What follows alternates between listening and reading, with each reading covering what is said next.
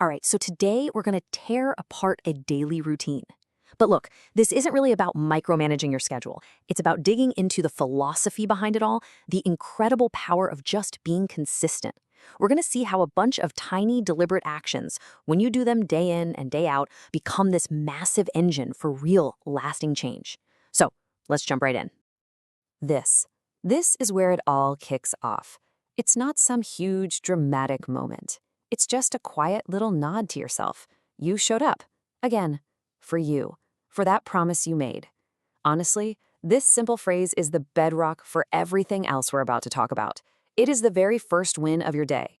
So, what are we really talking about when we say transformation? It's not some one-time overnight thing. Not at all. It's the slow, steady buildup of effort. It means showing up when you're feeling on top of the world and, way more importantly, showing up when you're just not. Getting to day 17 isn't about the number itself. It's proof. It's proof that you've been forging a chain of consistency, one day, one link at a time. Okay, let's dive into part one, the morning. This isn't just about dragging yourself out of bed. It's about intentionally setting the tone for the entire day with small, easy wins that are completely in your control. So what's the very first thing you do? A simple glass of warm water. I know, it sounds almost too simple, right? But the reason behind it is huge.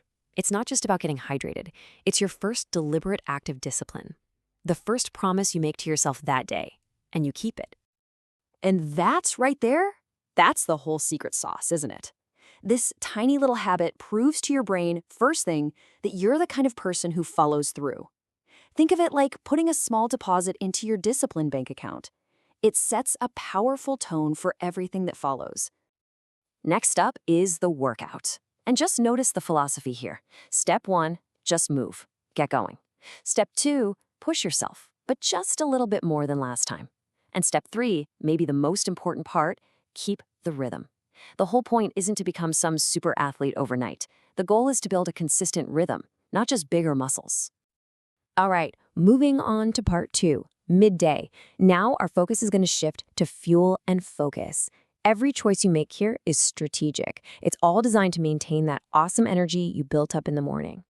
That first meal of the day, it's all about setting you up for sustained performance. A breakfast that's heavy on protein helps you fuel clean, giving you that steady energy that helps you avoid that classic mid-morning crash and, keeps your brain firing on all cylinders.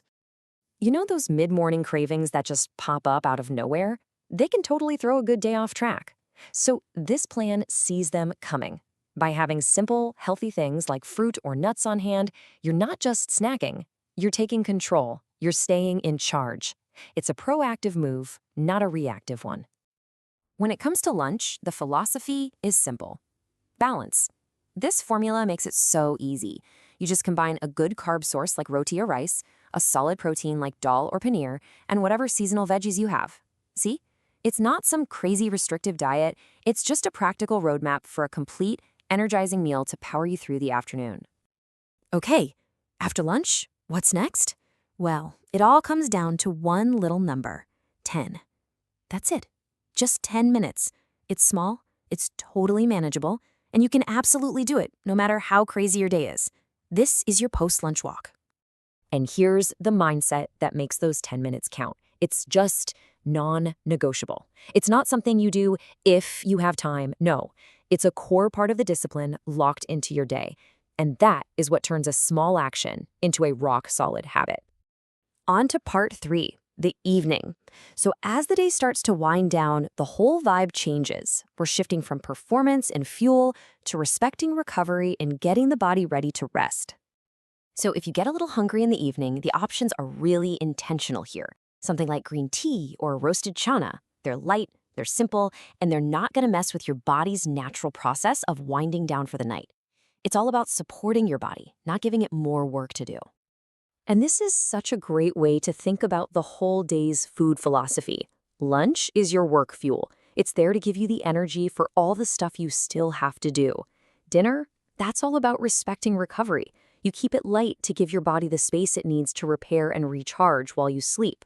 2 different meals, 2 very clear and different jobs. Okay, so we've seen all the little pieces. Now for the final part, what does it all mean? What's the real transformation here? And just like that, you've made it to the end of the day. Day 17, done. That whole loop that started with a simple glass of water this morning, it's closed. You saw it all the way through. But here's a really important question we have to ask. Was the day perfect? I mean, did every single thing go exactly the way you planned? Did you feel 100% motivated for every single task? And the answer is probably not. And you know what? That's the whole point. Perfection is a trap. It's this fragile idea that's just waiting to break. The goal was never to be perfect. The goal was to be consistent. You showed up. You did the things you said you were going to do. That is the victory. That's what real transformation actually looks like. So what's the big takeaway from all of this? The real power isn't in some super complicated, perfect plan. It's in consistent action. This routine we just went through, it's just an example, a template. The important part is just to start. So the only question left is the one for you. What's your day one going to look like? Thanks for watching. Every repetition counts. Every day matters. Stay consistent. See you in the next video.